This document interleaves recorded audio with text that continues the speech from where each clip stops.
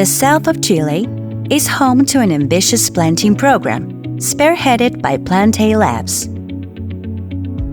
This endeavor aims to reforest and study the behavior of the Quillaja Saponaria, an ecologically, industrially, and culturally valuable native tree. In the first stage, we planted around 31,000 Quillaja trees across 8 hectares. In the incoming years, we aim to cover nearly 60 hectares. Our 5-year plan includes planting over 2 million native trees in 250 hectares, reducing the carbon footprint and promoting green energy, as well as ensuring the sustainability of these species.